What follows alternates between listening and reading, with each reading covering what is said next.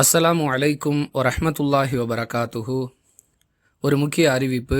அன்பிற்குரிய அல்லாஹுவின் நல்லடியார்களே, இன்றைய ஜும்மா பயானில், அதாவது 29/11/2024 அன்றைய ஜும்மா பயானில் 2 வார்த்தைகள் கவனக்குறைவாக மாற்றி சொல்லப்பட்டு விட்டன. தொழுகையை அவசரமாக தொழுவது குறித்து நபிகளார் செய்த எச்சரிக்கையில் கோழி கொத்துவது போன்று என்பதற்கு பதிலாக காக்கை கொத்துவது போன்று என்று மாற்றி சொல்லிவிட்டேன். மேலும் இமாம் செய்யக்கூடிய தவறுகளை சுபஹானல்லாஹ் என்று சொல்லி ஒருவர் கூட சுட்டி காட்டவில்லை என்பதற்கு பதிலாக அல்லாஹு அக்பர் என்று ஒருவர் கூட சொல்லி சுட்டி காட்டவில்லை என்று மாற்றி சொல்லிவிட்டேன். பயான் கேட்கும் பொழுது குழப்பம் ஏற்பட்டுவிடக்கூடாது என்பதற்காக இந்த தகவல் பதிவு செய்யப்படுகிறது. தொடர்ந்து ஜுமா பயானை கேளுங்கள்.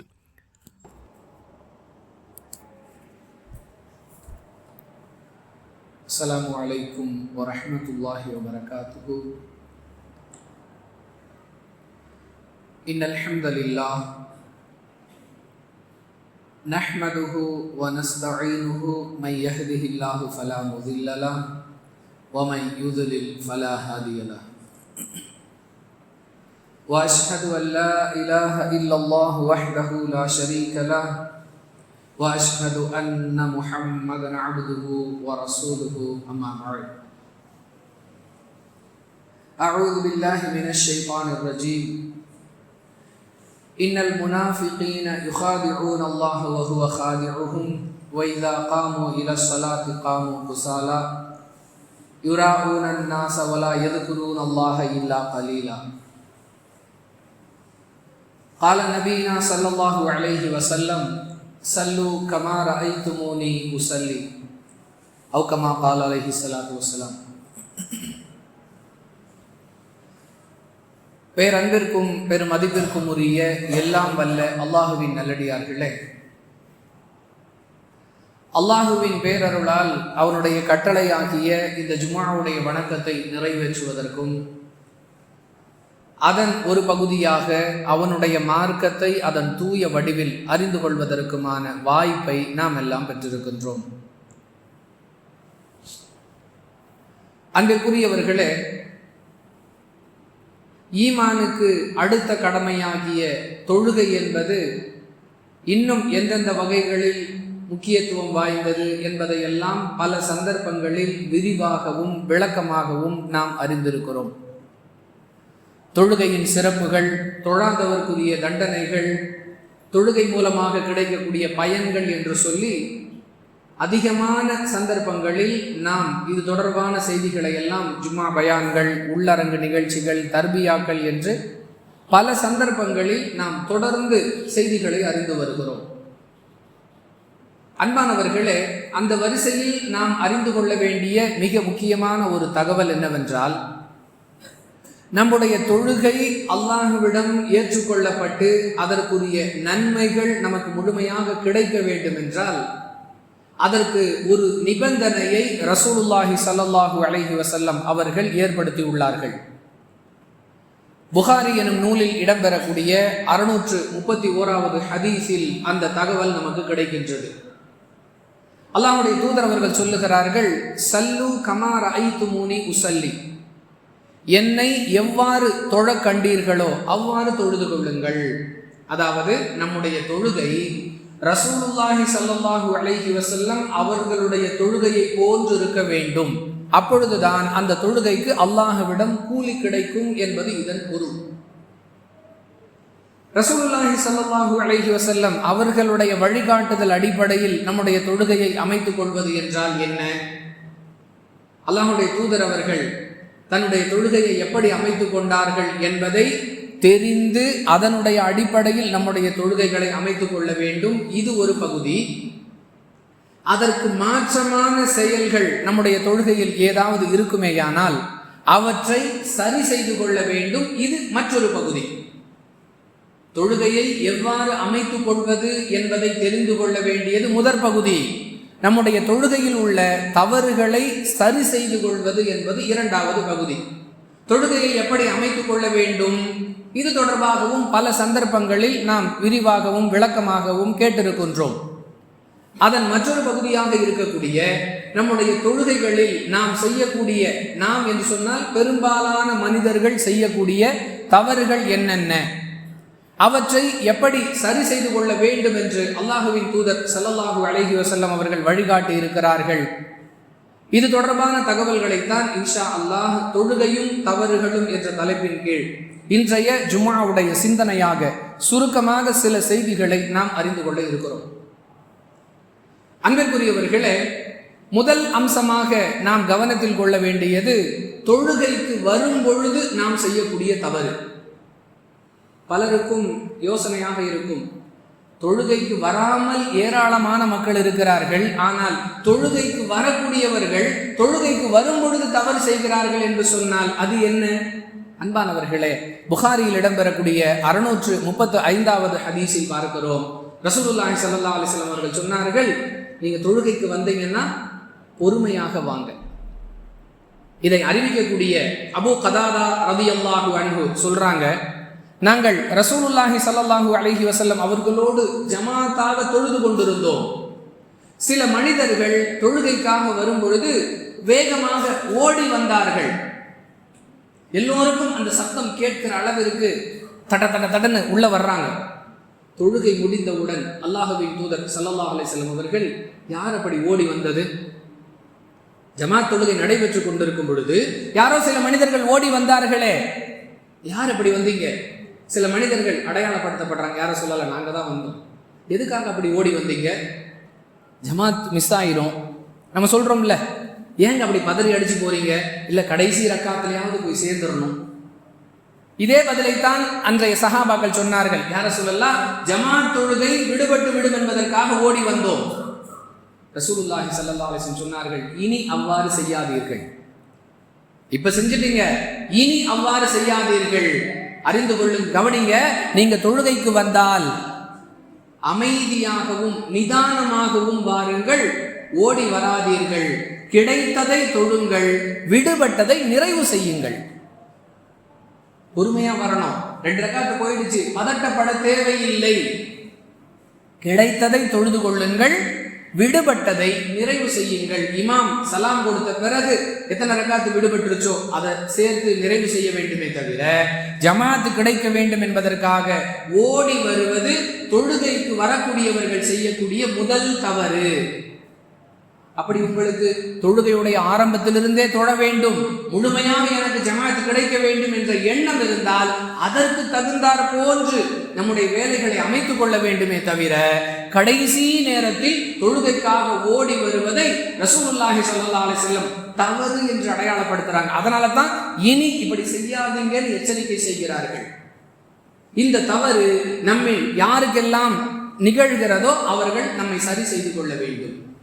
அடுத்ததாக அன்பிற்குரியவர்களே, தொழுகையில் நிற்கும் பொழுது எப்படிலாம் மக்கள் நிற்கிறாங்க? ஒவ்வொருவர் ஒரு ஒரு வகை நிற்கக்கூடிய நிலை. அதிலும் குறிப்பாக யாரெல்லாம் தௌஹீத் அடிப்படையில் தொழுகிறோம் என்று சொல்லுகிறார்களோ அவர்கள் நிற்கக்கூடிய நிலையை கவனித்தால் அதிகமான மக்கள் ஆங்கில எழுத்து வி இருக்கு இல்லையா, அதை தலைகீழாக வைத்தால் இப்படி நிற்கக்கூடிய 2 கால்களும் 2 திசைகளுக்கு. ஆங்கிலத்தில் உள்ள விங்கிற எழுத்தை திருப்பி வச்சா எப்படி இருக்கும், அந்த மாதிரி கால்களை பரப்பி கொண்டு நிற்கக்கூடிய நிலையை பார்க்கிறோம். யார் இப்படி சொல்லிக் கொடுத்தது? திருக்குரானிலோ அல்லது ஹதீஸிலோ இப்படித்தான் தொழுகையில் நிற்க வேண்டும் என்று சொல்லப்பட்டிருக்கிறதா? சிலர் கேட்பார்கள், அப்படி நிற்பது தவறு என்றால் வேறு எப்படி நிற்க வேண்டும்? அன்பானவர்களே, தொழுகையில் நிற்பது பற்றி கால்களுக்கு இடையில் இவ்வளவு இடைவெளி இருக்க வேண்டும், இவ்வளவு குறுகி இருக்க வேண்டும் அப்படிலாம் அல்லாஹ்வுடைய தூதர் சொல்லல. அப்படி என்றால் பொதுவாக ஒரு மனிதன் நிற்கும் பொழுது அவருடைய உடல் அமைப்புக்கு ஏற்றார் போன்று எப்படி நிற்போம் அப்படி நின்று கொள்ள வேண்டியதுதான். இயல்பாக நிற்கக்கூடிய அமைப்பில் நிற்க வேண்டும். ஆனால் யாரெல்லாம் இப்படி கால்களை பரப்பி நிற்கிறார்களோ அவர்களுடைய வெளிப்பாடு இப்படி தொழுதாதான் அது தொழுகை என்று சொல்லக்கூடிய அளவிற்கு. பக்கத்தில் நிற்கக்கூடியவர்களுடைய காலோடு கால் சேர்த்து அவருக்கும் ஒரு விதமான நெருக்கடியை உண்டாக்கி, இதுவெல்லாம் மார்க்கத்தில் சொல்லித்தரப்பட்ட விஷயங்கள் அல்ல, தொழுகையின் பெயரால் நடைபெறக்கூடிய தவறுகள். அடுத்ததாக தொழுகையில் நிற்கிறோம். அப்படி நிற்கக்கூடிய நாம் தொழுகையை துவங்கும் பொழுது கைகளை உயர்த்த வேண்டும் என்று அல்லாஹ்வுடைய தூதர் கற்றுத் தந்திருக்கிறார்கள். 4 சந்தர்ப்பங்களில் ஒவ்வொரு தொழுகையிலும் நாம் கைகளை உயர்த்த வேண்டும். 4 முறை அல்ல, 4 சந்தர்ப்பங்களில். இந்த 4 சந்தர்ப்பம் எப்பொழுதெல்லாம் அமைகிறதோ அப்பொழுதெல்லாம் கைகளை உயர்த்த வேண்டும். இந்த 4 சந்தர்ப்பம் 2 ரக்காத்தில் 3 சந்தர்ப்பங்கள் அமையும். 2 ரக்காத்தை விட அதிகமான ரக்காத்துகள் கொண்ட தொழுகையில் 4 சந்தர்ப்பங்களுமே கிடைக்கும். எப்பொழுதெல்லாம் இந்த 4 சந்தர்ப்பங்களும் அமைகிறதோ அப்பொழுதெல்லாம் கைகளை உயர்த்த வேண்டும். தோள்பட்டை வரை அல்லது காதுகளுடைய கீழ்ப்பகுதி வரை உயர்த்த வேண்டும். பெரும்பாலான மக்கள் என்று கை கட்டு, அவ்வளவுதான், அப்படி ஒரு சிக்னல், ஒரு நொடி அப்படி வேகத்தில் வந்து அப்படி என்ன நடக்குதுன்னே தெரியல. தோள்பட்டை வரை அல்லது காதுகளுடைய கீழ்ப்பகுதி வரை கைகளை உயர்த்தணும். அப்படி உயர்த்தும் போது கைகளை சேர்த்து வைக்கணுமா, விரிச்சு வைக்கணுமா, இப்படிலாம் ஹதீஸ்ல எதுவும் சொல்லப்படல. இயல்பாக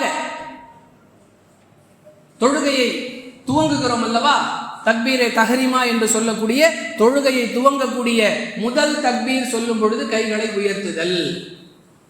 ருக்கூவுக்கு செல்வதற்கு முன்பாக கைகளை உயர்த்திவிட்டு ருக்கூவுக்கு செல்லுதல். ருக்கூவிலிருந்து எழுந்த பிறகு சமி அல்லாஹு லிமன் ஹமிதா ரப்பனா லக்கல் ஹம்து என்று சொல்லும் பொழுது கைகளை உயர்த்துதல்.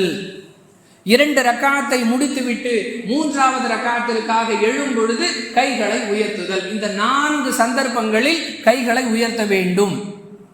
ஆனால் நம்மில் அதிகமானவர்கள் உயர்த்த வேண்டிய இடத்துல உயர்த்துவதில்லை, தேவையற்ற இடங்களில் உயர்த்தி கொண்டிருக்கிறோம். காரணம் தெரிந்து கொள்ளவில்லை.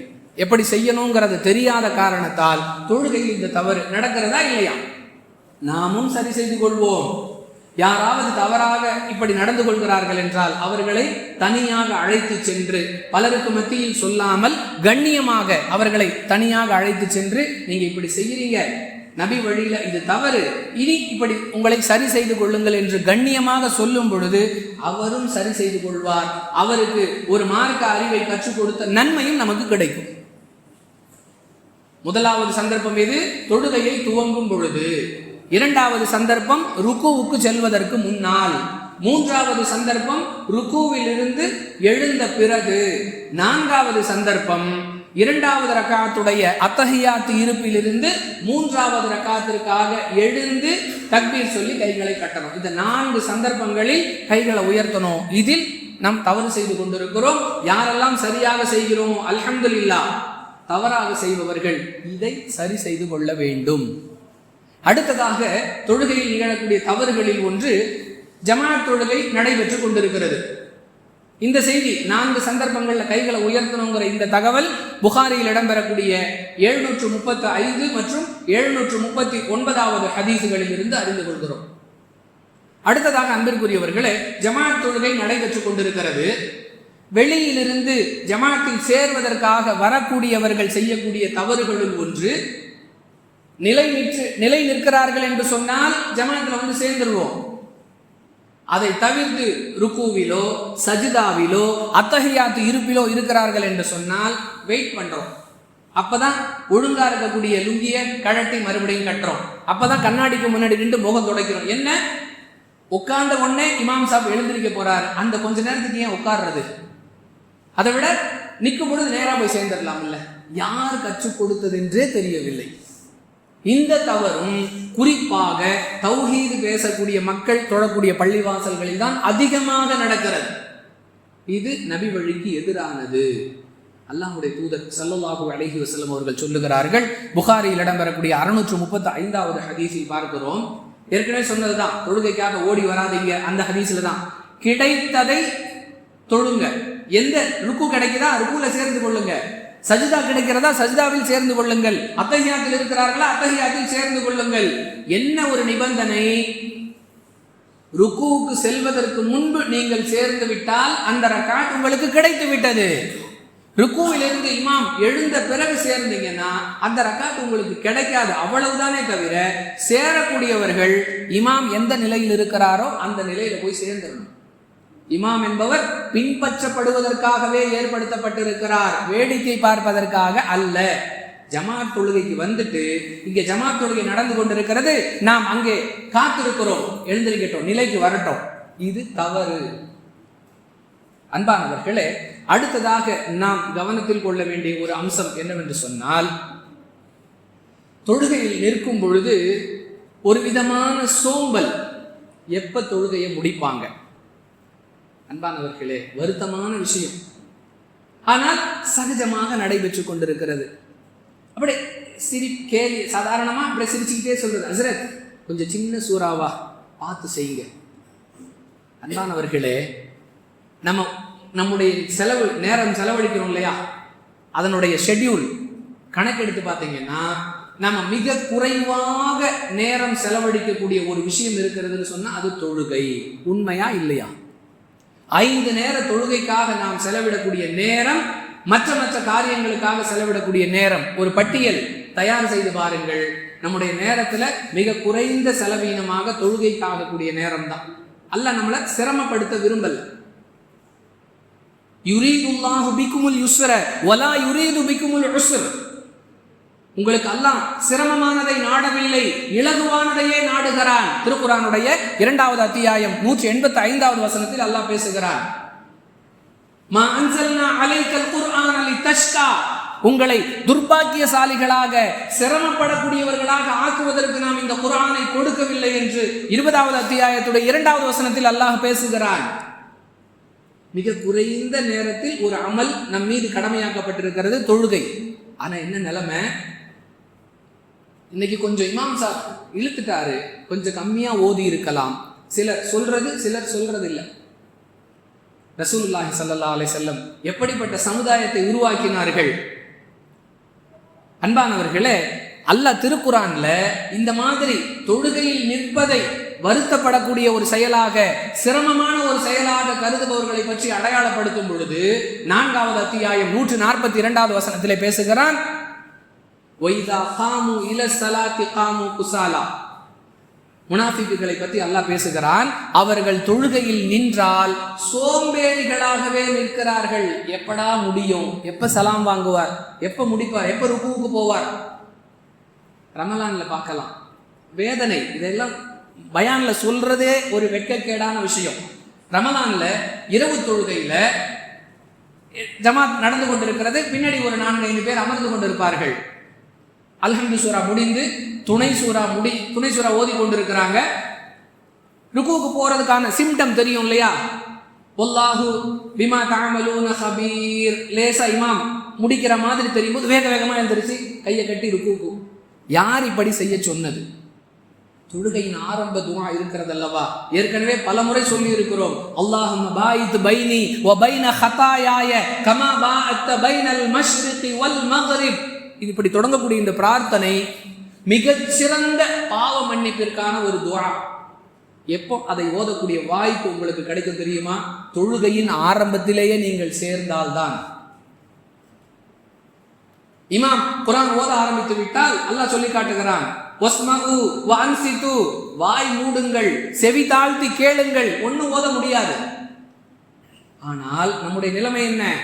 ஜமாத் ஆரம்பித்து சூரத்துல் ஃபாத்திஹா முடிந்து அடுத்து குர்ஆனுடைய பகுதி ஓதப்பட்டு அதுவரை பக்கத்தில் உட்கார்ந்து இருக்கிறோம்.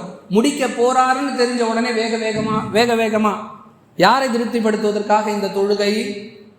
யோசித்து பாருங்கள். அன்பானவர்களே, அல்லாஹ் சொல்லி காட்டுகிறான், இன்னல் முனாஃபிகீன யுகாதிஊன அல்லாஹ வ ஹுவ காதிஉஹும் வ இதா காமு இல ஸலாத்தி காமு குஸாலா. அவர்கள் அல்லாஹுவை ஏமாற்ற நினைக்கிறார்கள். யார்? இன்னல் முனாஃபிகீன, அந்த நயவஞ்சகர்கள். நம்ம கடைசியா போய் தொழுகையில சேர்ந்துக்கிட்டா இது என்ன அப்படிங்கிற மாதிரி அல்லாஹ்வுடைய விஷயத்தை அவர்கள் அல்லாஹ்வை ஏமாற்ற நினைக்கிறார்கள். யுகாதிஊன அல்லாஹ வ ஹுவ காதிஉஹும், அவர்களை அல்லாஹ் ஏமாற்றி விட்டார். வைதா காமு இல ஸலாத்தி காமு குஸாலா, அவர்கள் தொழுகையில் நின்றால் சோம்பேறிகளாகவே நிற்கிறார்கள். யுராஊன அன்னாஸ வலா யذ்குரூன அல்லாஹ இல்லா கலீலா. அப்படியே தொழுதாலும் மக்களுக்கு காட்ட வேண்டும் என்பதற்காகவே தொழுகிறார்கள். வலா யذ்குரூன அல்லாஹ இல்லா கலீலா, குறைவாகவே அல்லாஹுவை நினைக்கிறார்கள். இது தொழுகையில் செய்யக்கூடிய மிகப்பெரிய ஒரு தவறு. அல்லாஹ்வுக்காக தொழ வேண்டும் என்று வந்துவிட்டோம். சிறிது நேரம் விருப்பத்தோடு நின்று தொழுவது, ஆர்வத்தோடு நின்று தொழுவது என்ன குறைஞ்சிட போகுது? சோம்பலாக நின்றால் அது நயவஞ்சகத்துடைய அடையாளமாக அல்லாஹ் சொல்லுகிறான். அல்லாஹ் காப்பாற்ற வேண்டும். என்னிடமோ உங்களிடமோ இந்த நிலை இருக்குமேயானால் நாம் அல்லாஹ்விடம் வருத்தப்பட்டு பாவமனுக்கு தேடியவர்களாக இந்த நிலையிலிருந்து வெளிவர வேண்டும். ஏனென்றால் இது தொழுகையில் செய்யக்கூடிய தவறு. அப்படியே தொழுதாலும் யுராஊனன்னாஸ், மனிதர்களுக்கு காட்டுவதற்காக தொழுகிறார்கள். அல்லாஹ்வுக்காக தொழ வேண்டுமே தவிர மக்களுக்கு காட்டுவதற்காக தொழுதால் அதுவும் தவறு, இணை வைப்பு, சிறிய ஷிர்க். நீங்கள் ஒரு நல்ல காரியத்தை மக்களுக்கு காட்டுவதற்காக செய்தால் அது ரியா என்று சொல்லப்படக்கூடிய சிறிய இணை வைப்பு என்று இஸ்லாம் அடையாளப்படுத்துகிறது. அல்லாஹ்வுடைய தூதர் அவர்கள் அதிகமாக பயப்படக்கூடிய ஒரு விஷயம் சிறிய ஷிர்க். அந்த விஷயம் தொழுகையில் வந்துவிடக் கூடாது என்று அல்லாஹ் எச்சரிக்கை செய்கிறான். 4வது அத்தியாயம் 142வது வசனம். அடுத்ததாக நாம் செய்யக்கூடிய ஒரு தவறு, நம்முடைய தொழுகை ஈடுபாட்டுடன் கூடிய தொழுகையாக இல்லை என்பதை நாமே பல நேரங்களில் சொல்லுகிறோம். ஈடுபாடுன்னு சொன்னா, ஒரு பெரியார் தொழுது கொண்டிருந்தார், அவருடைய காலில் ஈட்டி குத்தி விட்டது, அது கூட அவருக்கு தெரியாமல் தொழுதால், அந்த மாதிரி கதை சொல்லக்கூடிய ஈடுபாட்டை பற்றி நாம பேசல. பல நேரங்களில் எத்தனாவது ரக்காத்து நடக்குதுன்னு நமக்கு தெரியல. பல நேரங்களில் என்றாவது ஒரு நாள் மறதி ஏற்படும். மறதி ஏற்பட்டால் என்ன செய்ய வேண்டும் அல்லாஹ் தன்னுடைய தூதர் மூலமாக நமக்கு கற்றுக் கொடுத்திருக்கிறான். ஆனால் பெரும்பாலான நிலைகள் இப்படித்தான் இருக்கிறது. ஒரு பெரிய மஸ்ஜித், வெளியிலே உள்ள வராண்டா வரை மக்கள் நிரம்பி வழிகிறார்கள். இஷா தொழுகை நடைபெற்று கொண்டிருக்கிறது. இமாம் 3வது ரக்காத்திலேயே சலாம் கொடுத்து விட்டார். ஒரே ஒரு நபர் கூட அல்லாஹ் அக்பர் சொல்லவில்லை. நடந்த நிகழ்வு மிகப்பெரிய மஸ்ஜித், ஒரு ஊர்ல உள்ள ஜாமியா மஸ்ஜித், கூட்டம் நிரம்பி வழிகிறது. 3வது ரக்காத்தில் இமாம் சலாம் கொடுத்து விட்டார். சபையில் உள்ள ஒருவர் கூட சுதாரிப்போடு 3 ரக்காத் தானே தொழுதிருக்கிறோம், இமாமுக்கு அதை சுட்டி காட்ட வேண்டும் என்று அல்லாஹ் அக்பர் சொல்லல. சலாம் கொடுத்த பிறகு இமாம் கிளாக்க பார்க்கிறாரு, ரொம்ப சீக்கிரம் முடிஞ்ச மாதிரி இருக்கு. தெரியும், ஆவரேஜா நமக்கு 4 ரக்காத்துகள் என்று சொன்னால் எவ்வளவு நேரம் ஆகும் என்று சராசரி அளவு தெரியும். தொடர்ச்சியாக இமாமத்து செய்யக்கூடியவர்கள் அதை அனுபவித்திருக்கிறோம். சுபூஹ் இத்தனை நிமிடங்கள் ஆகும், லொஹர் அசர் ஒரு ஆவரேஜான கணக்கு, மகரிப் ஒரு கணக்கு, இஷா ஒரு கணக்கு. ரொம்ப சீக்கிரம் தொழுக முடிஞ்ச மாதிரி தெரியுதுன்னு கேட்கிறார். கரெக்டா 4 ரக்காத்துகள் தான் தொழ வச்சேனா?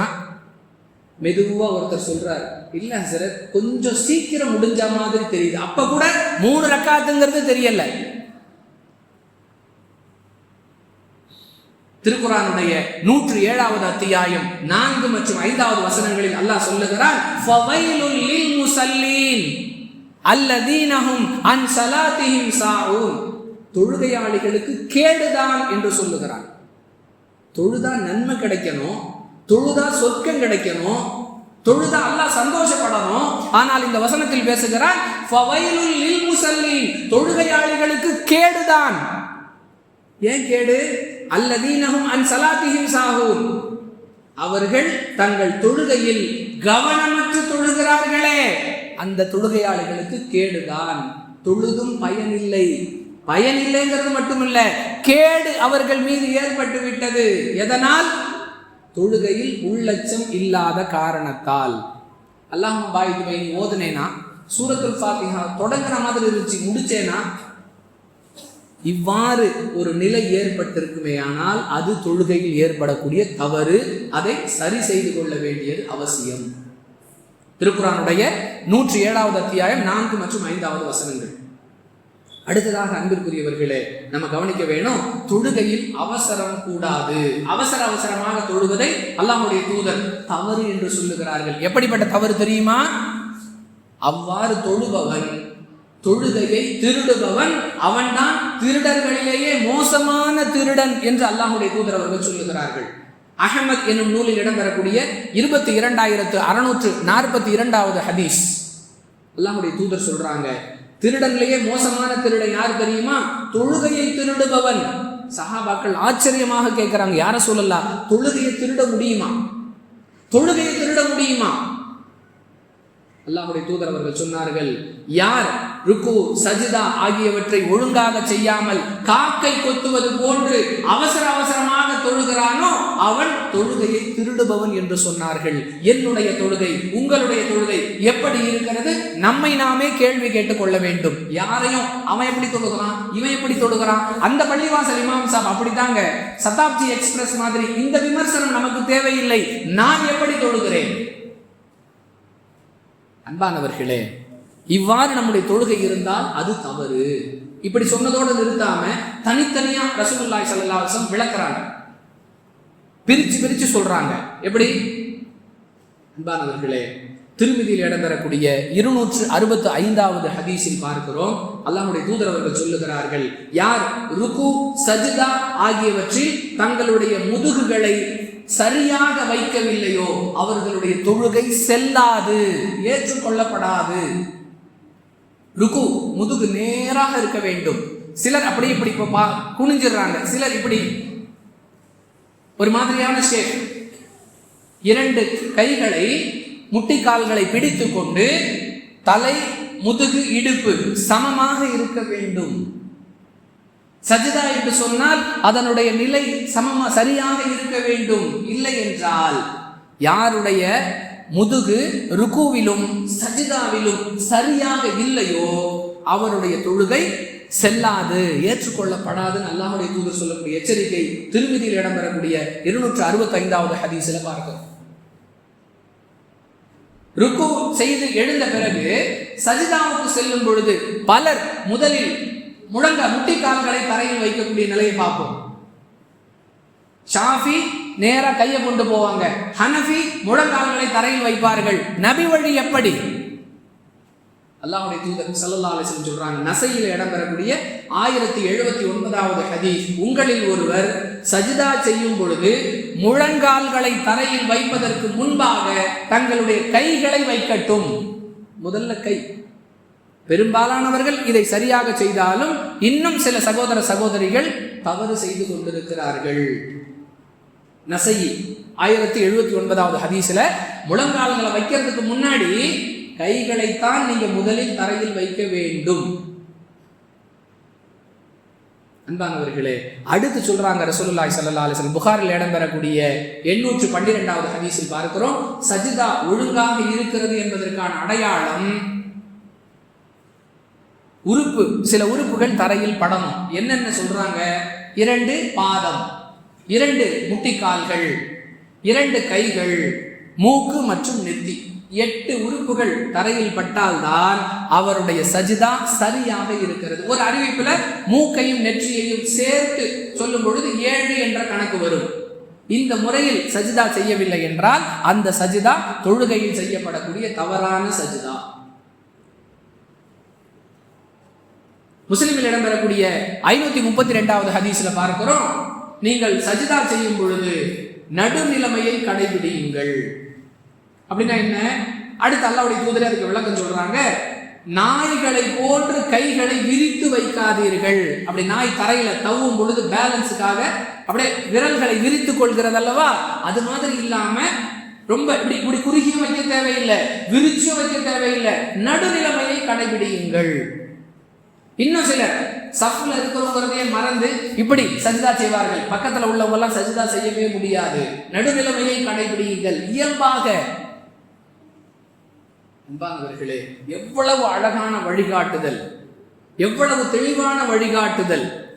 ஆனாலும் நாம் சர்வசாதாரணமாக சில தவறுகளை செய்து கொண்டே இருக்கிறோம். சலாம் கொடுக்கும் பொழுது வலதுல ஒரு வெட்டு, இடதுல ஒரு வெட்டு. பல சகோதர சகோதரிகளை பார்க்கிறோம். ரசூலுல்லாஹி ஸல்லல்லாஹு அலைஹி வஸல்லம் அவர்கள் தொழுகையில் சலாம் கொடுக்கும் பொழுது அவர்களுடைய அந்த கன்னத்தின் வெண்மையை நான் பார்த்திருக்கிறேன். அந்த ஹதீஸை அறிவிக்கக்கூடிய அறிவிப்பாளர் சொல்லுகிறார், ரசூலுல்லாஹ் சலாம் கொடுப்பாங்க, அவங்களுடைய கன்னத்துடைய வெண்மையை நான் பார்த்திருக்கிறேன். முழுமையாக திரும்பினால்தான் கன்னத்துடைய வெண்மையை பார்க்க முடியும். இடதுபுறம் முழுமையாக திரும்பினால்தான் கன்னத்துடைய வெண்மையை பார்க்க முடியும். முஸ்லிமில் இடம்பெறக்கூடிய 1021வது ஹதீஸ். அவசர அவசரமா சலாம் கொடுக்கிறோம். சிலர் முழுமையாக திரும்புவதே இல்லை. அஸ்ஸலாமு அலைக்கும், அஸ்ஸலாமு அலைக்கும். ரசூலுல்லாஹி ஸல்லல்லாஹு அலைஹி வஸல்லம் சொன்னாங்க, முழுமையாக திரும்பணுங்கிறத தன் செயலால் செய்து காட்டினார்கள். நபிகளாருடைய கன்னத்தை வலதுபுறமும் இடதுபுறமும் சலாம் கொடுக்கும் பொழுது அதன் வெண்மையை நான் பார்த்தேன். நீங்களும் நானும் சரியாக செய்தோம் என்றால் அல்ஹம்துலில்லாஹ், இல்லை நம்முடைய தொழுகையில் தவறு இருக்கிறது என்றால் அதை சரி செய்து கொள்ள வேண்டிய அவசியம் நம் மீது இருக்கிறது என்பதை நாம் கவனத்தில் கொள்ள வேண்டும். அதோடு சேர்த்து நாம் செய்யக்கூடிய இன்னொரு தவறுகளில் ஒன்று புகாரில் இடம்பெறக்கூடிய 691வது ஹதீஸில் பார்க்கிறோம், இமாமை முந்துவது. இமாம் ருக்குவுக்கு போறதுக்கு முன்னாடியே நாம் ருக்குவுக்கு போறது, ருக்குவிலிருந்து இமாம் எழுவதற்கு முன்பாகவே எழுந்து விடுவது, சஜிதாவுக்கு இமாம் செல்வதற்கு முன்பாகவே நாம் சென்று விடுவது. அல்லாஹ்வுடைய தூதர் சொல்றாங்க, யார் இமாமை முந்துகிறாரோ அவருடைய தலையை கழுதையின் தலையாக அல்லது அவருடைய உருவத்தை கழுதையின் உருவமாக அல்லாஹ் மாற்றி விடுவதை பற்றி அவர் அஞ்ச வேண்டாமா? பயந்துக்க, இமாம முந்தனா கழுதையுடைய வடிவமாக மாறிவிடுவாய். உலகத்துல இல்லை, எதெல்லாம் எச்சரிக்கையாக சொல்லப்படுகிறதோ எல்லாம் மறுமையில். மறுமையில மக்கள்லாம் வரும் பொழுது யாராவது ஒருத்தர் கழுதையின் தோற்றத்தில், ஒரு மனிதர் கழுதையின் தோற்றத்தில் வருகிறார் என்றால் இவர் உலகத்துல இமாமை முந்தி இருக்கிறார் அப்படின்னு புரிஞ்சு கொள்ளக்கூடிய அளவிற்கு அல்லாஹ்வுடைய தூதர் எச்சரிக்கை செய்கிறார்கள். அன்பானவர்களே, சுருக்கமாக கிடைத்த நேரத்தில் சில தகவல்கள் தொழுகையில் ஏற்படக்கூடிய தவறுகளாக அடையாளப்படுத்தப்பட்டிருக்கின்றன.